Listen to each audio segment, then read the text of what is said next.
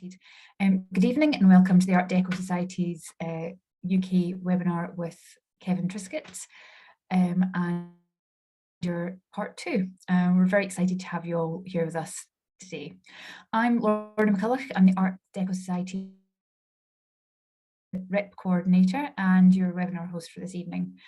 I know you're eagerly awaiting Kevin's talk, but I just have to go over a few house rules before we get started. First, that auto-generated captions. So if you would like to take advantage of those, if you can click the CC Live Transcription button at the bottom of your screen and then show subtitles. Just like you'll be able to see the panelists, but you won't be able to see or hear each other, and we can't see or hear you. So just relax with a glass of wine or a hot chocolate and don't worry that we can see you in your pajamas. We'll be following the presentation today with a Q&A session. So if you'd like to ask the speaker a question, please use the Q&A section. The chat function is disabled, so you won't be able to use that. So please use the Q&A box at the bottom of your screen, and I'll ask all the questions at the end.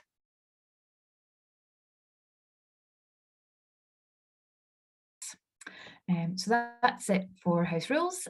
So if I may introduce Kevin Trickett. Kevin is one of our representatives for Yorkshire and the Humber, and currently also the North East of England.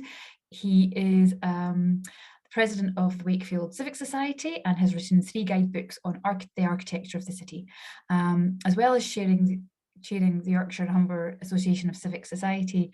Kevin has a wide range of interests, including Art Deco and Art Deco books. He gave a talk a couple of years ago now, Kevin, wasn't it? In 2021 on the Art Deco Reader, which I'm hoping you have all managed to view. I think you should have been sent the link for that with your booking. And the talk was back to tell us some more about his other books that he's acquired on subjects relating to style. So please expect frequent digressions and the occasional going off at tangent. Kevin explores architecture, surrounds that takes. Right, Lorna, thank you for that. You were breaking up a little bit then, so I don't know if that was just me or whether everybody was experiencing that. But I'll take over now, and hopefully people can hear me okay. You've gone again, Lorna. You just you just keep freezing on the screen and we lose your voice. All right. Well, thank you, Lorna, for the introduction, and welcome to everybody who's watching this evening. Yes, as Lorna said, this is the second of my talks on what I call the Art Deco Reader. 2 years ago, or over 2 years ago, I was asked if I could do a talk on Art Deco, and it was during a period when we were still experiencing COVID restrictions on movement, and I thought, well, what can I do? I can't really start running around and taking lots of photographs, and I can't do much traveling to gather evidence. So I thought I'll turn to my bookshelves, and I put together a talk and realized that I'd not gone through all the subjects I could have done, simply because with an hour's duration, there's just too much to talk about. So when I was asked if I could repeat the talk, I said, well, rather than repeat it, why don't I add to it and create a new talk? We'll call it the Art Deco Reader Chapter 2. So if you've seen Art Deco Reader Chapter 1, you'll recognise some of the content tonight, but a lot of it is new. And if you haven't seen Art Deco Chapter 1, I've built this up so that you won't feel as if you've missed out, because there's still plenty here, and some recap and going over the stuff that I mentioned in the first talk. So I'm going to share my screen, and hopefully everybody will be able to see my slides. Right, I've got a lot happening on my screen at the moment, so I'll just get rid of 1 or 2 things.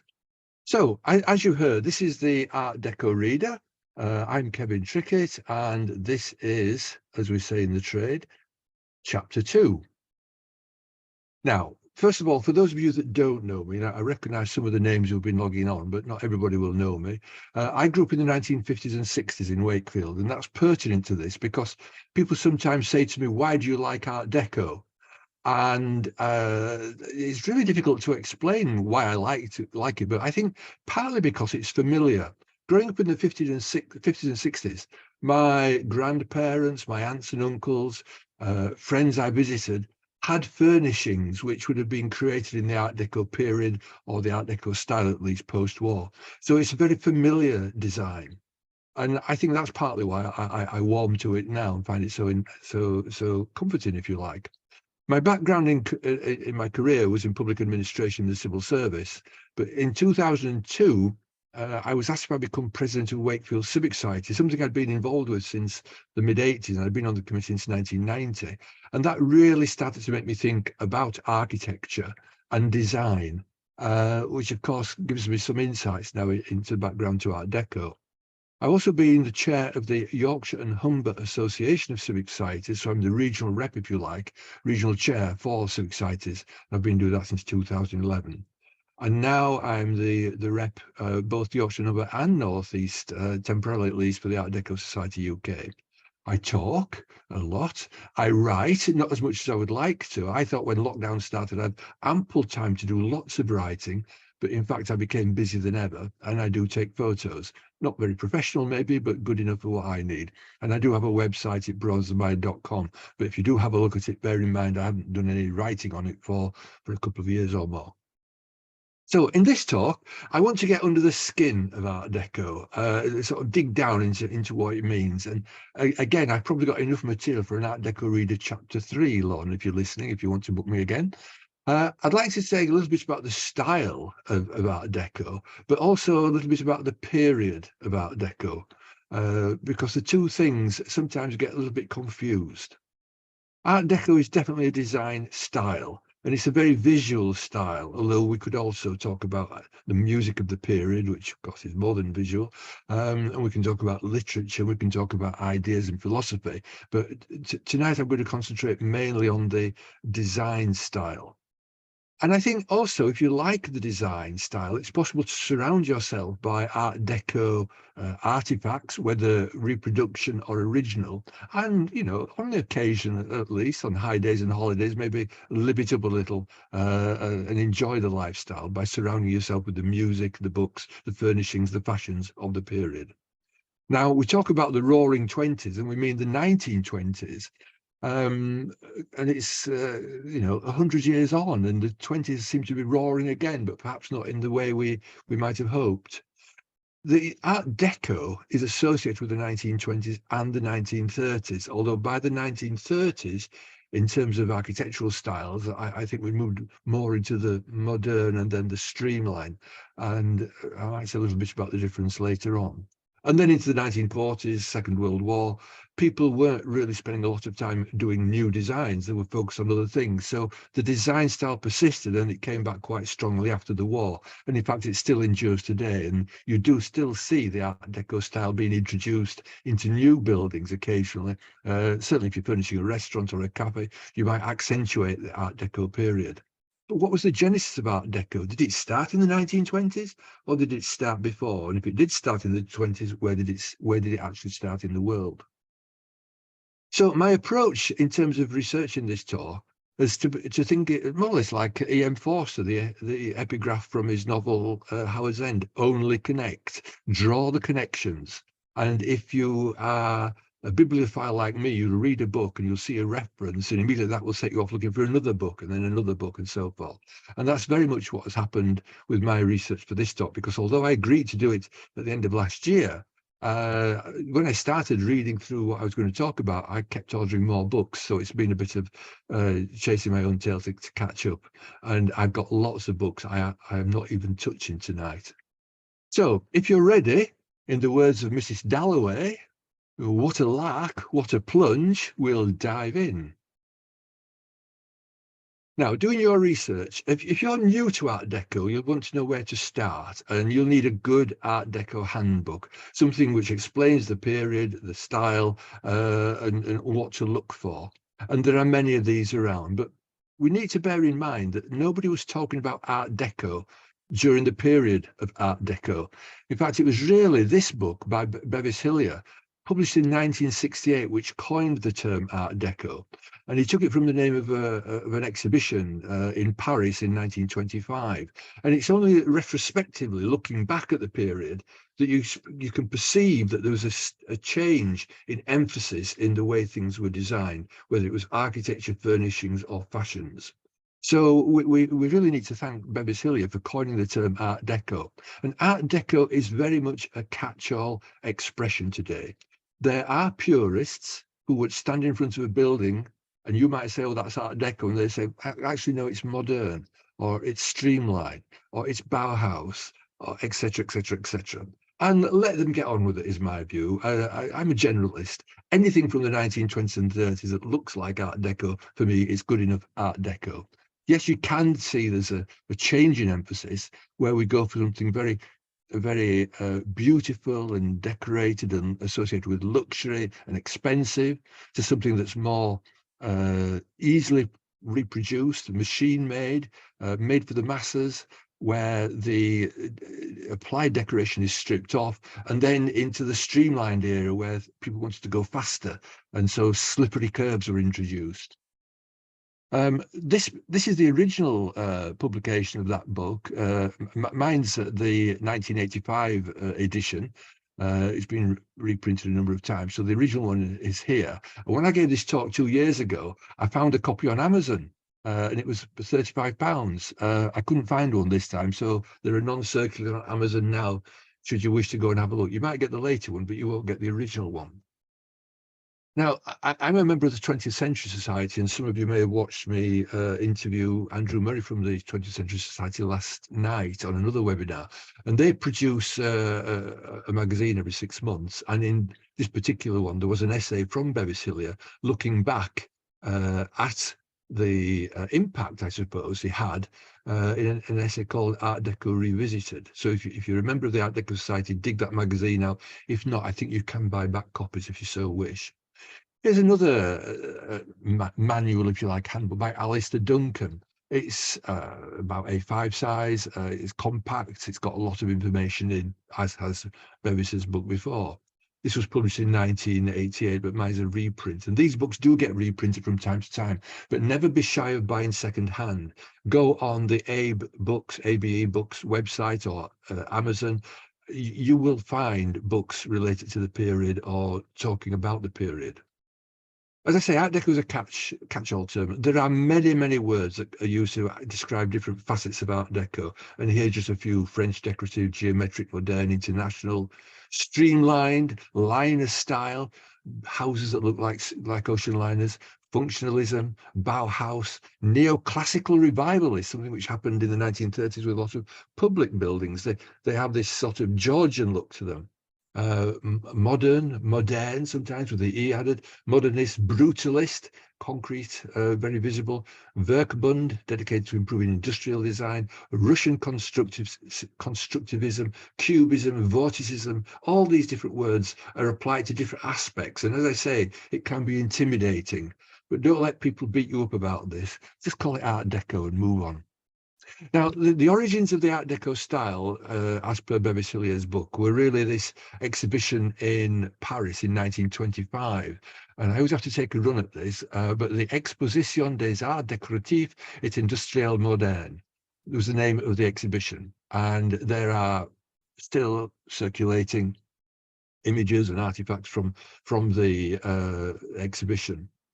It was originally planned, though, for 1915, but the First World War broke out, which put a block on the exhibition. So it was 10 years late. Now, in that interval, of course, design ideas did move on.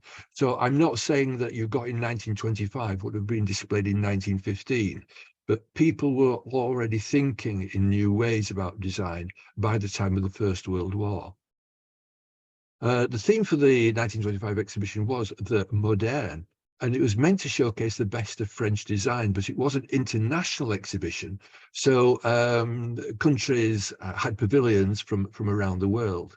The United States didn't send anybody because they didn't think they had anything modern to exhibit. Now, this is the Galerie Lafayette pavilion at the exhibition, and you can see there that is quite a stunning building with certain parts of its character, if you like, that are very typical of Art Deco. At the very middle, you can see that sort of sunburst, this beams of light radiating out from a central point, and geometric pillars and designs and steps where the building, the entrances are set back, stepped back in a sort of sculptural form, completely different from what had been seen before. Now, there was a book here published by Frank Scarlett and Marjorie Townley in 1975, and it was a personal recollection of their time at the Paris exhibition. Now, they went to the exhibition and were speaking about their personal experience of what they saw. In the foreword of this book, which I managed to get a copy of secondhand, there was a reference made to the official British government report. Now, the Department of Overseas Trade had sent officials from the UK to the exhibition, and they were commissioned to write a report on what the design trends were in Europe, to report back to inform decisions on investment for British businesses. Now, the full title of the report, it says there, is Reports on the Present Position and Tendencies of the Industrial Arts as indicated at the International Exhibition Modern Decorative and Industrial Arts, Paris, 1925, with an introductory survey. It's very much written by civil servants. And I just typed that into a search field one day, and lo and behold, there was a copy available. So I bought it. It cost me £80. And I just could not believe that I managed to get hold of this. It's full of descriptions and black and white photographs of what was on view at the exhibition. It was published and made available to the public in 1927. Recently, looking for something else, I came across this. There was an exhibition at the Hayward Gallery in 1979 about 30s design, and I managed to get a copy of this. Again, it's secondhand. My copy has a very slight mark on the front cover, but I buy it for the ideas and the content as much as anything, so not to be daunted by that.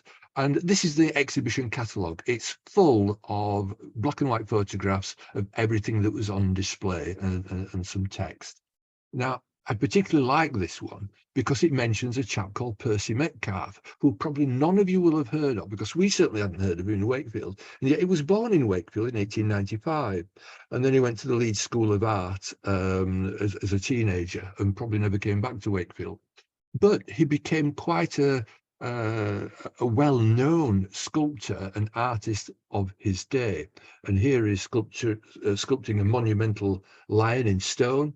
And lions used to be his motif, because he was also commissioned to design a lion's head for the British Empire exhibition in 1924. And this keepsake medal that was given to people that arrived bears his design, the lion's head. There is a book, of course, about the British Empire exhibition. I bought it, thinking I might find something of Percy Metcalfe in it, but alas, there was nothing. In Wakefield, in 2021, we actually unveiled a blue plaque to him. He was a commander of the Royal Victorian Order, and he was a Royal Design, something or other, I can't remember what the I stands for, sculptor and designer. And not only did he do sculptures, he was also a painter. And his designs were used on coins and medals. I think the George Cross medal, as well as car mascots, shop interiors, and pottery. And here's one of his ceramics, again modelled on the British Empire lion, very Art Deco. It's a geometrical rendering, if you like, a very stylized rendering of a lion. And here are some Toby jugs, again, quite angular, quite geometric in their presentation. So if you've never heard of Percy Metcalfe before, you know all about him now. You know as much as I do. Oh, these are the coins he designed for the Irish Free State, which were in circulation from 1928 until 2002. Again, stylized representations of animals. Now, again, handbooks, they come in all shapes and sizes, variously priced, some still in print, some you'll only be able to find second hand. By the way, don't worry about making notes on all these titles, because there is a reading list, which if anybody wants it, I will email them. I'll email a list out to you afterwards. This is a rather nice one I found second hand, Art Deco by Dan Klein. Again, a nice colour photographs of Art Deco furnishings and styles. Now, if you're going to buy these books, you will see a lot of the same images over and over again, and you'll hear the same story over and over again. But of course, each time you buy a book, you do find something new, perhaps some new photographs that you might not have seen before. Here's a very big one, the Art Deco style by Bevis Hillier and Stephen Escritt for an exhibition in America. I got this, I think mine was actually an unused second-hand one, if you know. It came with the cellophane still on. This is the one I would recommend if you're going to go out and buy one of these. It was published in 2009, mine's a 2011 version, Art Deco Complete. It is very heavy. It will break your wrists. You'll need a table to write it, to put it down to read. It's 544 pages. And you may have noticed that on the bottom of these descriptions, I'm saying large format. That's anything substantially bigger than A4. I called it large format. Now, this was a find, and I only bought this one recently. I'm on social media and I was reading various posts by different organizations and individuals, and one of the luxury trains had got a photograph of one of their trains, and I suppose it was just to make it look of the period. They put this book on the table, and I saw this and I ignored the train and focused on the book I could just see on the table. I thought, well, I don't remember seeing that one before, and I didn't have it in my collection, so I typed it into Books or Amazon, and I got it for £8, and it's massive, absolutely massive. What a find. I was so glad to get it. And inside it's inscribed Christine Kahn, Christmas 1984. I have no idea who Christine Kahn is and whether it was her copy or somebody gave it to somebody and the donor was called Christine Kahn, but I have that book now. One thing I will say, it was described as good with some markings on the cover. When it arrived, it was covered in candle wax, and so I had to scratch that off, and then I used a bit of washing up liquid and a cloth to clean it up. But apart from a very small tear in the dust cover, it's otherwise in perfect condition. And for £8 plus postage, wow, what a bargain. Eric Knowles, many of you will know Eric Knowles from various antique shows on TV, has produced this one. It was published in 2014. If you order it now, it's printed on demand, as I did. It's a slimmer tone, 136 pages, got some very nice colours, colour photographs. Now this one, I had to buy this one because if you're going to be talking about Art Deco, you've got to know your stuff. And this is an academic publication by the Routledge, and it's the Routledge Companion to Art Deco. And it's a series of essays by academics who do lots of research. So there's an essay followed by 2 or 3 pages of notes and footnotes and bibliography and so forth.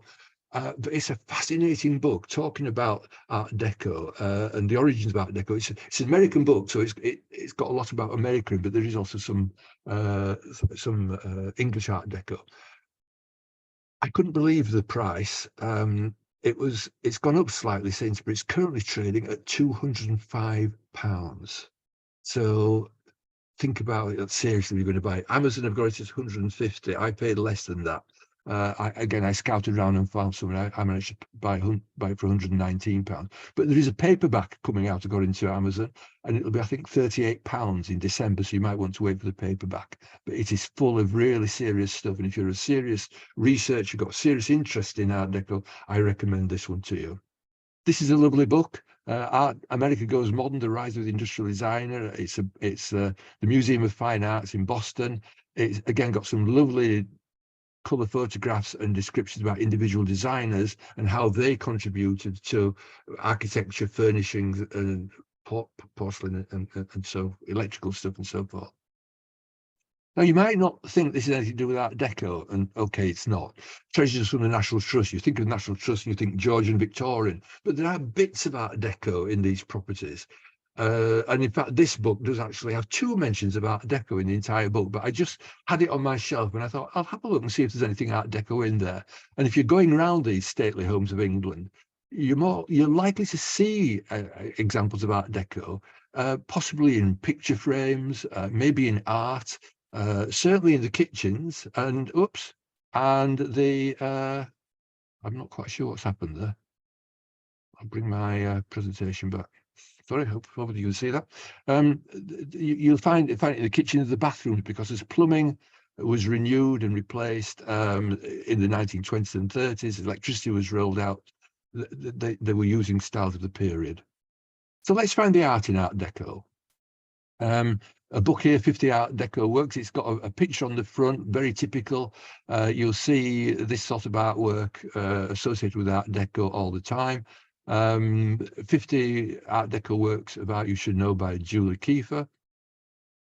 Here's the artist that was on the cover, Tamara de Lempicka. Here's a self-portrait of her driving a green Bugatti.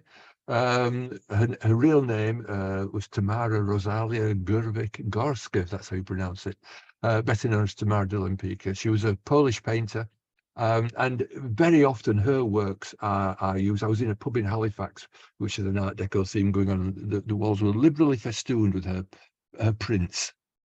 Erte is another one. You'll see many of his designs dotted around any where that claims to be Art Deco. And Erte was Roman de Tertov, a Russian-born French artist, and Erte, how you would pronounce his initials in French. So it's a nom de plume, if you like, Erte. Now, in England, this book, which has just come out, it explains what was happening in English art between the wars. And it's a lovely book, and I was tempted to skim through it because I bought it in preparation for this talk, but I'm actually so rooted in the content, not being an art historian myself, I just find it fascinating. And what is happening in art is that people are painting new things in new ways.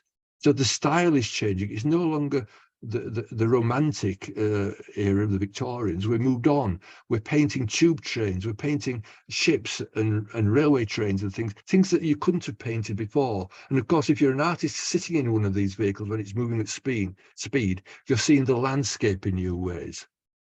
Here's Christopher Richard Wynne Nevinson, Southampton Docks. Again, you know, it's a striking image. It doesn't pretend to be realistic, and yet it conveys the activity of a very busy dockyard in the sort of 1920s. Here's one, The Arrival. As people grew in affluence, they were able to travel further, and the steamships plying their trade backwards and forwards across the Atlantic and around the Mediterranean. Again, a beautiful image, which conveys so much, and yet it's not realistic, because although you can see bits of the ship, you wouldn't actually see them like this in real life. Of course, it's an artist's impression.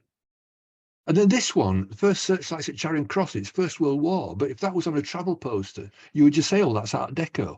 So, you know, what I'm hoping to establish here is that Art Deco began before 1925. And here's another one, the Solar City, painting skyscrapers, which really only started to exist after the First World War. So painting new things in new ways. Eric Ravilius is often thought of as an Art Deco painter. His paintings again associated with the period. I bought this book on his life, and here's one of his most well-known paintings, the Train Landscape, 1940. And the way this is painted, the perspective is you are quite clearly sitting on the right-hand side of this compartment with your back up against the window, looking out across the carriage at the landscape. And it's a triptych, very much like a religious, respectful painting of the countryside, as seen from a moving train.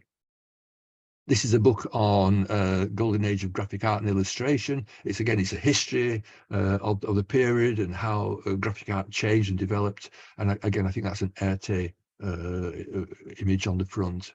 Art Deco posters, there's a whole interest in these travel posters and advertising posters from the period. And Art Deco ceramics, this book tells the story of how ceramics developed between the wars, and in fact how the increase in personal wealth despite the Depression led to the salvation of the ceramics industry in Britain. Here's an article, it's a series of essays, and here's one of the essays, Greg Stevenson, New Ceramics for the New Way of Living, and it says people were moving out into suburbia. The semi-detached house was being built out in the suburbs, and people were traveling to and from their jobs by train. And of course, they had to furnish these new houses, and it was being made extremely easy to buy property. Building societies and banks were lending mortgages to ordinary people. I saw this, Houses for Moderate Means. second hand. The dust cover's slightly torn, but the book itself is perfect. I bought this second hand online. It's diagrams and photographs of houses around mainly the south of England that Randall Williams saw in 1930s, and he published his book in 1936. And this is what you get: a double-page spread, and each one has a photograph of a house with a floor plan, a little bit of detail about it. They're not all what you would think Art Deco. The one on the right is in the modern style, probably with the metal-framed windows, flat roofs. The one on the left, less so, but they are of the same period. Susie Cooper, pick your artist, pick your style. There'll be a book about her. So Susie Cooper, a pioneer of modern design. Andrew Casey, again, who did the last one. Clarice Cliff, if you like Clarice Cliff. Well, again, I found this online. I think it was secondhand, remarkably cheap. And it's a lot cheaper sometimes just to buy a book about the subject than to actually buy a Clarice Cliff ceramic, which will break the bank. A very slim tome, this one, Art Deco tiles. So whichever interest you are most concerned with, you will find a book to match. And even Bagley glass, manufactured in Wakefield, cheap domestic items. You probably buy these at Woolworths or the local market, and today you'll see them in second-hand stalls and antiques markets. Now, reading about art, the futurist movement is mentioned, and I came across Gerardo Dottore, the futurist Italian painter, and I found this book. It's a book for an exhibition in London in 2014. It's not got that many pages, half Italian, half in English, and it's full of his paintings. The reason I bought it, though, is because I was inspired by this particular image, and this image is of the crucifixion. It's a very geometric styling of a very traditional story. And I would again say you could class this as Art Deco. Purists might say it's not, but I'm going to count it as of the period, so Art Deco. Now here, if you don't mind a little bit of immodesty, I reference one of my own books that I wrote for Wakefield Civic Society. It's a walking tour of art and sculpture and decorative detailing on buildings, statues and monuments in Wakefield. And I mention it because I've been doing these guided walks, and I realised that we have 4 war memorials quite close to each other. This one in 1922, from 1922, is the one on the Roman Catholic Church in Wakefield. And it's a very typical representation of Christ on the cross. There's an element of realism there. You can imagine the suffering. However, one for the grammar school is a completely different sort of war memorial. There's a bugler boy standing on top of a plinth. The plinth is geometrically styled. It is a school, so both pupils who left the school joined the forces and didn't come back, and teaching staff are commemorated on this monument. Then there's this one for the West Riding Police Constabulary. Again, it's fairly geometric in its styling. There's no reference to Christ on the cross here, and there is effectively a tomb on the top of the pediment, on top of the structure. And then the classic one, the official, if you like, Wakefield cenotaph with a small c, very geometric, very Art Deco, I would say, in its influence. And of course, you can compare that with the one in London. Now, I got the idea for this from the book on English art between the wars, because she starts off talking about the need for people to be reminded of what happened during World War I. People that weren't there wanted to see what had happened. So they were looking at painting. They wanted realistic paintings of the suffering and what people had done. And people who'd lived through it and come home, again, still needed to have their experience validated. So paintings and sculptures were picking up on themes of war in sometimes new ways. But this war memorial, commissioned by the Royal Artillery Monuments, again, is stylized, it's angular, it's geometric, it's very much in the style of what we would associate with the Art Deco. And there's the main cenotaph with a capital C in London by Lutyens. The Art Deco novel, I talked about this last time, I already mentioned Mrs. Dalloway, Virginia Woolf, published in 1925. It's all about one day in the life of Mrs. Dalloway. Now, originally novels were written linear style. So there was a beginning, a middle, and an end, and usually a moral tale. If you were evil, you came to harm. If you were good, hopefully, you survived to live another day. This is just one day in the life of Mrs. Dalloway. It starts with going out to buy flowers for a party that evening. But during the course of that day, she is thinking backwards to previous time when different things happened in her life. So novelists are experimenting with time. And it starts, of course, there is a film of this. Mrs. Dalloway comes out of the door of her house to go buy flowers, and she says, "What a lark, what a plunge." She's sort of excited by the day. But typically, it's Fitzgerald and the Gatsby novel that we think of as Deco. And I'm going to go through this one because if you read the book, you will find there is nothing Art Deco in it, except maybe one or two references, which, with benefit of hindsight, you can say, oh, yes, well, this was a hint at Art Deco. He talks about, for example, women with their hair bobbed in strange new ways, shorter hair for the young women particularly, and shorter skirts without the corsets and what have you, were an indication of the changing fashions. And inside the walk through Gatsby's mansion, inside we wandered through Marie Antoinette music rooms and restoration salons. These were not Art Deco. We went upstairs through period bedrooms swathed in rose and lavender silk and vivid with, I can't read what's under there, because, oh, flowers. I've got the captions enabled, I don't know why, and it's covering up some of the text. So the Gatsby novel does not describe Art Deco. It's only because we now know what was happening at the period through film, television, and books that we fill our minds when we're reading these novels with the fashions of the style of the period. Scott Fitzgerald also wrote a novel, Echoes of the Jazz Age, for a magazine. It was an age of miracles, an age of art, and an age of excess. And he's writing back, looking back on the 20s, and actually with some disdain, because he realizes it was too frivolous, really, for the suffering that people still experience after the war. There are various film versions of The Great Gatsby. And again, if you watch the first one, 1949, starring Alan Ladd, there's not much that's Art Deco. You can still buy it on DVD, black and white. But you don't really get the idea of glitter and chrome and the Art Deco trappings that you see in modern films. This later film, Robert Redford, 1974, hints at it a bit more. But again, they're not talking about Art Deco because the term Art Deco was still only in its infancy. Interestingly, I went to America on a cruise on the Queen Mary, and we went to Rhode Island and had a look at some of the Newport mansions, and I bought a souvenir book, and then realized that some of the mansions on the island were the ones using the Great Gatsby film with Robert Redford. And this is one of the ones that they used for the house. I went inside it, so I've been where Robert Redford went. And then the other one was Rosecliff, which they used, but sadly I didn't get into that one. I don't even think we went past it on the coach. It's made for TV, Great Gatsby, starring Toby Stephens as Jay Gatsby, Mira Sorvino as Daisy Buchanan. But then the final iteration of this is The Great Gatsby, starring Leonardo DiCaprio. And this one actually came out in 2012. It sold itself on Art Deco.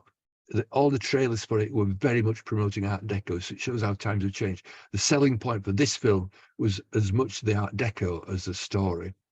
By the way, there's another Gatsby, 1926, almost contemporary with the book, but it's lost, unfortunately. Now, Fitzgerald wrote a number of novels, not as many as people would think. This Side of Paradise, The Beautiful and the Damned, Tender is the Night, set in the Mediterranean, and The Last Tycoon. Again, they tell the story of wealthy people, but none of them seem to come out of it very well at the end. Wealthy but sad. And there is a collection of his short stories, and I've only just bought this one. I only arrived yesterday because I was attracted by the Art Deco dust cover, Flappers and Philosophers. So he wrote far more short stories than he did novels. Other authors writing about the time, Somerset Maugham, The Razor's Edge, which is wealthy people again living their lives, traveling between America, Paris, and the Mediterranean, which is what wealthy people did. They could afford to travel. They summered, if you like, in their hometowns, but then moved to the Mediterranean, if you like, in the autumn and winter. Sun Also Rises, Ernest Hemingway, again, wealthy people with nothing better to do, traveling. They go to the Palermo, the bullfights. There is a film version of both these two novels I've just mentioned, well worth watching. And if you don't fancy reading the book, watch the films. I'm fascinated by the Riviera, and in my last talk, I mentioned these two books about the Riviera. talking about the lifestyle and also the architecture, the homes that the wealthy people were creating for themselves, and then the lifestyle, the parties that were given, because they didn't have anything to do. They didn't need to earn money, most of them. The money was coming in from their stocks and shares. Somerset Maugham described the Riviera as a sunny place for shady people. Strictly speaking, he said it was Monte Carlo, but usually quoted as the Riviera, a sunny place for shady people. And I've been to Monte Carlo, Monaco. Here's me looking down at one of the sort of period yachts with lots of modern yachts. And there's my yacht. I sailed it on the Queen Elizabeth. And you can just see that yellow funnel in the middle of the Queen Elizabeth down in the water there. That yacht there is just visible in the picture. Now, looking at Riviera books, I was looking for a novel to read, and I suddenly realised that, I have some Dirk Bogarde novels that I've never read. I met Dirk Bogarde once. He probably never really talked about it to his friends, but I did, and he signed some books. And I picked this one up, Voices in the Garden. It's set in one of the last great villas of the 20s. I thought, I'll give this one a read, because this is going to be perfect for my talk. Now, I should say I've had this book for 20 years, and I think this is a classic case of Sundoku, the practice of buying more books than you can read, so they pile up. And the work can also describe the pile of books, and I'm still guilty of that today. I've got so many books that I've not yet read, and I keep adding to the pile. Anyway, back to Voices in the Garden. Set in one of the last great villas of the 20s, splendid garden of the villa, a small group of people from different backgrounds come together for the tale. It's a tale of lust and love. There's a film producer's yacht, a 1920s villa and cocktails, but actually it's set in the 1960s. The owners of this villa are from the 1920s, 30s, but they've grown old together and they live in this villa, and they're called Cuckoo and Charles. She's Cuckoo, he's Charles. But they get these two visitors, a young English lad called Marcus, and his German girlfriend, Lenny. And on page 115, it says, Cuckoo says to them, and then we'll have, I can't see what he says, sorry. We'll have tea, unless you'd rather have a lovely, cool voddy tonic. Lenny, the German girl, says, tea would be fantastic. Lenny then turns to her boyfriend, Mark, and says, I don't know what a voddy tonic is. And Marcus replies, it's vodka tonic. She talks a bit like that, very Art Deco. So that got me thinking, is there such a thing as Art Deco language? Well, clearly when you start reading these books, there is, because you get lots of old-fashioned words that we don't tend to use anymore. Chum, tiffin, etc. in the Dirk Bogarde novels. Pictorino, a word Jeeves in the Opping that P.G. Woodhouse used. She was a Pictorino of the first water. We can guess at what it's meaning, but I'm not sure the word Pictorino comes up in the dictionary. Amory Blaine, the character in This Side of Paradise, Fitzgerald, describing himself as a personage. Imagine going around today calling yourself a personage. And also Fitzgerald uses this word bouleversement to describe a sudden change in fortune. He's almost making the words up. He's coining new words and bringing them into the English language. And Sally Bowles, star of the film Cabaret, is actually brought to life in the Berlin novels, Goodbye to Berlin by Christopher Isherwood, and she says, I'm done, toodaloo. Now, the Berlin novels, Miss Norris Changes Trains and Goodbye to Berlin, combined into one volume, published in 1992 by Christopher Isherwood. He also wrote Christopher and His Kind about life in Berlin, where he lived prior to the Second World War. Of course, they had to flee with the rise of the Nazis. And this book was turned into a film starring Matt Smith, former Doctor Who, Christopher and His Kind. If you like Berlin, though, at that stage, what was happening, because it was a very flamboyant city where anything went, perhaps I could recommend these books to you. Now, I have not personally read these books. They've only recently been translated into English, but they're a detective story. Gerion Roth is the detective. So these are Gerion Roth mysteries. I came across these because there's a box DVD set of a spectacular television series, Babylon Berlin. They've made 4 series. I long for a 5th, but there doesn't seem to be any indication of it so far. It's spectacular. The music, the Art Deco features, it's in German with English subtitles, but please, if you're expecting Poirot, it is not Poirot. There is blood, there is gore, there is sex. And talking of Poirot, of course, it wouldn't be right to not mention Poirot, particularly David Suchet rendering, because it's full of Art Deco again in the TV and later, and also in the film productions. You don't necessarily get a feel of it from reading the books unless you've got something in mind already. But who's heard of Gladys Mitchell? She wrote detective stories, although it was not somebody who was actually a licensed cop. Beatrice Adalia Lestrange Bradley is actually a writer herself of detective stories. She's the main character of mystery stories. She's the main character in this series, and there are 67 novels, I believe, in this Gladys Mitchell series. If you don't want to read them, watch the TV series. There are only 5 episodes, unfortunately, broadcast on the BBC from 1998 to 2000, starring Diana Rigg as Mrs. Bradley. And interestingly, again, only connect her chauffeur is Neil Dudgeon, who plays Inspector Japp in the Poirot stories with David Suchet. The star is also the car, this beautiful Rolls Royce. Australian Antipodean mysteries, the Miss Fisher mysteries, are based on novels which I've not read, but again, there's a box set and it's all Art Deco. Auden was a friend of Christopher Isherwood, and I've got his life story here. And again, if you find a character from the period that you like, you'll no doubt find a story. And I mention him because in this collection of his shorter poems from 1927 to 1957, there is The Night Mail, which was he wrote in 1935 to accompany a film by the General Post Office. This is the Night Mail crossing the border, bringing the check and the postal order, letters for the rich, letters for the poor, the shop at the corner, the girl next door. And there's a very famous black and white film. Look it up online, you will find it. Again, it's this impression of speed and modernity and industrialization that is told in the poem. Talking of night trains, I love this book. Andrew Martin, The Rise and Fall of the Sleeper. Sleeper, I say, written 3 E's.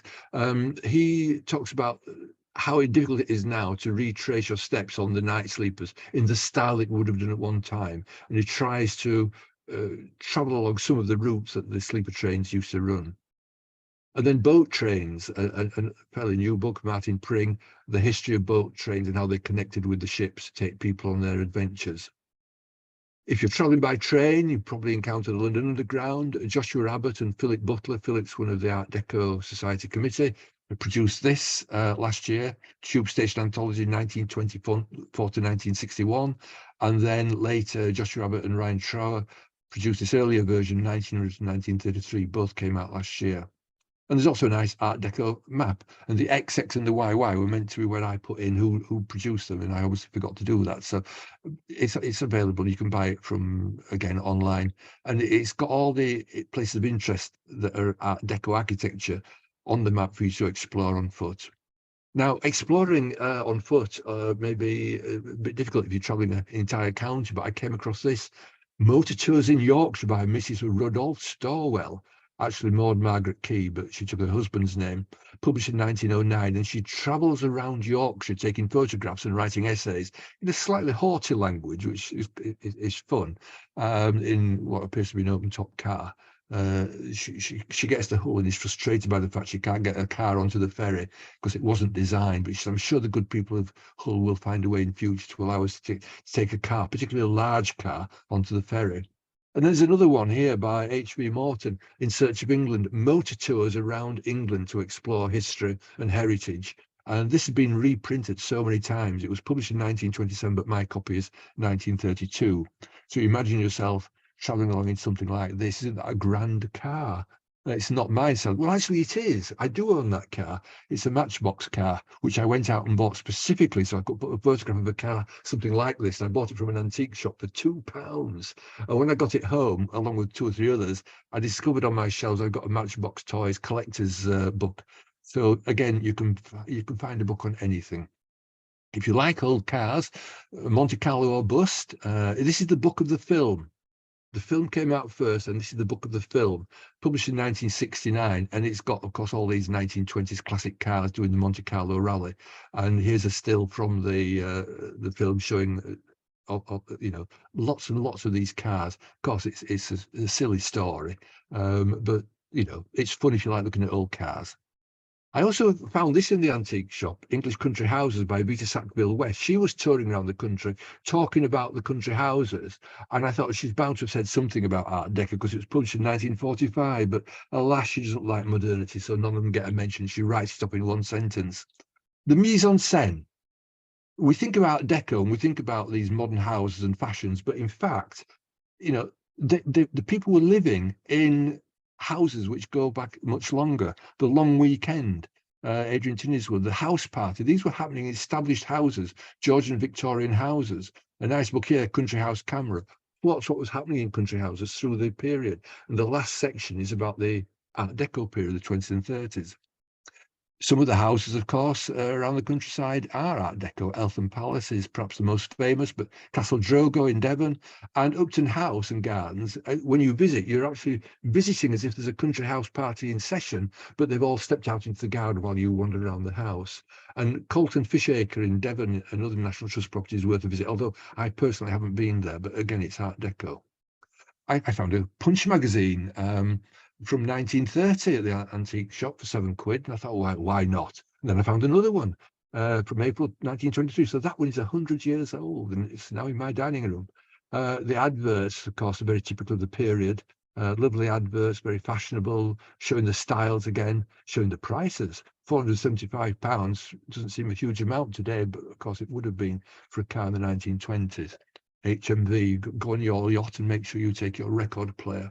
And a cartoon here about the craze for suntans. People used to think that having white untanned skin was fashionable, but then it suddenly became the fashion because people were going to the Riviera and coming back with their suntans to have an all year round tan. So people wearing clothes there with bits cut away so that they can get the sun.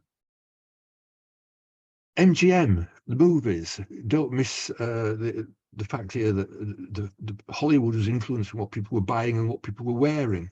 The studios were decorating their sets in fashions. They were bringing in architects to design their sets. And these were then being broadcast around the world. So the Art Deco went from Paris to Hollywood and then broadcast around the world. And Busby Berkeley, of course, or Berkeley, I should say, Busby Berkeley, the American pronunciation, did a lot of the choreography for the films, not with MGM, with Warner Brothers, but again, showing what could be done in new ways and broadcasting it around the world. And there are all sorts of films which I can recommend you buy or rent or have a look at if you can. 42nd Street, Wunderbar, the Gold Diggers films, Fred Astaire and Ginger Rogers, not Busby Berkeley, The Gang's All Here, which was Busby Berkeley, and then this very odd little one, The Purple Rose of Cairo, which I'd never seen. Mia Farrow stars in it, and Depression America, she keeps going to the cinema to escape an abusive husband, and she's there so often that one of the characters in the film turns to the audience, sees her, and steps out of the film, and they go off and have a little romance for the day. That's a little film. Architecture, well, 20th Century Society produced some interesting books on architecture, not specifically Art Deco, but you'll see things from the period, the modernist movement. Holy houses, churches can be Art Deco. Elaine Harwood sadly passed away suddenly and unexpectedly, aged 64 last week, but she was a recognised expert on Art Deco and modernist architecture. Lots of Art Deco architecture books are out there for you to buy, to read. I found this one, Recent English Architecture, the 1920 to 1940. It was a supplement to the Country Life magazine, published in 1947, and I sent for it. And one day I think I might even go around and see which of these buildings are still there. You can, of course, do it all from Google Maps today. Again, another 20th Century Society, British Modern, looking at modern architecture. And there are just lots and lots of these that you can pick up. You're inundated with different types of publications on different aspects of architecture. And don't forget the insides as well, Art Deco interiors. This is a great find. Jock Peters, The Varieties of Modernism, the Art Deco Society of New York had a talk about this book with the author Christopher Long. And I'd already bought it, but only recently bought it, having seen it advertised somewhere else. So I was able to listen to the talk online, and I should look forward to reading the book. He not only did buildings, but he did interiors for department stores particularly. And on the front of this book, coincidentally, are the elevator doors for I've got the name now.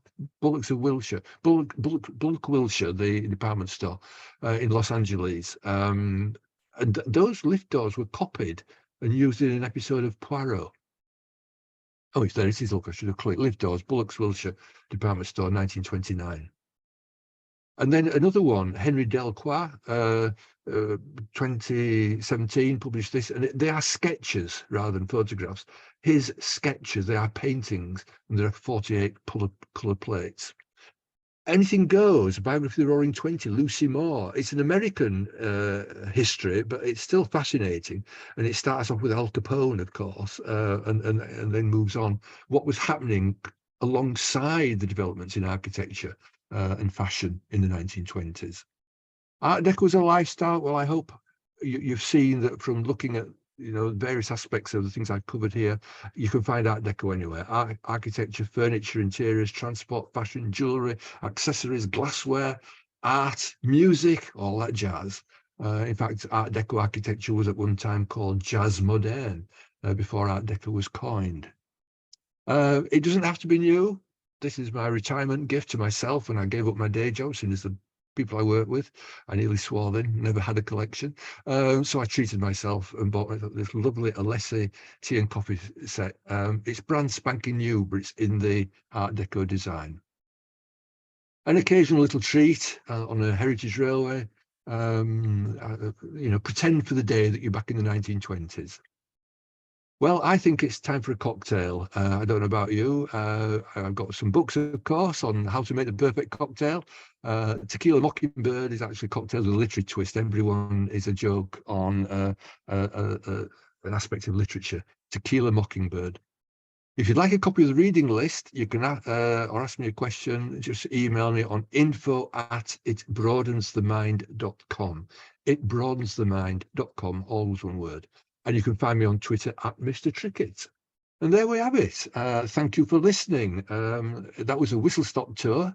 It was a lark. I hope it was a plunge. And I'm going to have a cocktail now while Lorna looks at the questions. Cheers. Well, thank you so much, Kevin. That indeed was a whirlwind. My head is absolutely spinning now. I'm glad you're going to offer a reading list, because I got about 10 books in and thought I can't keep up. We do have a request on the question and answer for a reading list. So we will send that out in the next few days to anybody who had signed up for the talk. So thank you. I noticed there was a couple of hands raised. Unfortunately, we can't take actual questions. You'll have to type them into the Q&A, because we won't be able to hear you, unfortunately, but please do type your questions in. And we have one from Helen, which I actually also want to know the answer to, which is, how many books on Art Deco do you have in total, if you actually know that? I would love to hear those. Oh gosh, I don't know, but I'll tell you what, for researching this and taking photographs, I've had them all out over my dining room floor, my dining table, my living room floor. And it depends what you mean by Art Deco. Books that say Art Deco in the title, probably 30 or 40. Books which are about the period that maybe don't mention Art Deco, maybe another 20 or 30. And then the novels, well, I don't know, and I keep adding to it. As I say, two more books arrived just this week. I am running out of space. That is the problem. But I don't want to let anything go, because if somebody asks me a question, I can go to the bookcase, and I've got a spreadsheet, so I know where they all are. I can pull down the book I want and find what I'm looking for and answer the question. Lovely. And do you have a particular favourite, or does that kind of change? Well, I looking at glossy pictures with a glass of something, as a sharpener, shall we say, is always a very pleasurable thing to do. But I am actually fascinated by the novel Mrs. Dalloway, partly because I did an Open University degree. It was one of the texts that we studied, and it opened my eyes to what was happening in literature at the time. And there's a beautiful film as well with Vanessa Redgrave, which I would recommend people try to watch. But or I'll probably get the name wrong. I think it was Andrew or Michael Cunningham wrote a book called The Hours. Now, The Hours was the working title for Mrs. Dalloway, and The Hours has been made into a film, and it loops back on so many references to Mrs. Dalloway. I just think it's spectacularly clever. And I was trying to explain it to somebody the other night, but it does talk about suicide, of course, and suicides do take place. People being damaged mentally from World War One, but yet, you know, all around in the 1920s, there was this divide. People who were affluent and able to enjoy life and party, and yet the people that didn't have quite so much, or were still suffering from shell shock and trauma from the war. So whenever people talk to me about that period and novels, I always go back to Mrs. Dalloway, and after that, it's got to be Fitzgerald. Anything that Fitzgerald wrote, I'm in there. No, I do love The Great Gatsby. I've read Mrs. Dalloway, but not for many years, so I think I'll have to revisit that one as well. I'm just starting out on my Art Deco book journey, so I've only got a couple, but yes, thank you very much for those recommendations. There are no other questions coming in by the looks of it, and we are at time. So I'm just going to say once again, thank you very much, Kevin, for your time and all your effort. I'm also going to say that we are going to be attending the Festival of Vintage this weekend in New York Racecourse. So if you're attending the event, please do come and say hello. We would be delighted to see you. I'll be doing actually a little talk on Art Deco architecture on the Saturday and Sunday at 1:30 p.m. as well. So if you're there, come and say hello. And if there are no more questions, Kevin, thank you very much. It's been a pleasure. Thank you. Thank you for having me. Thank you.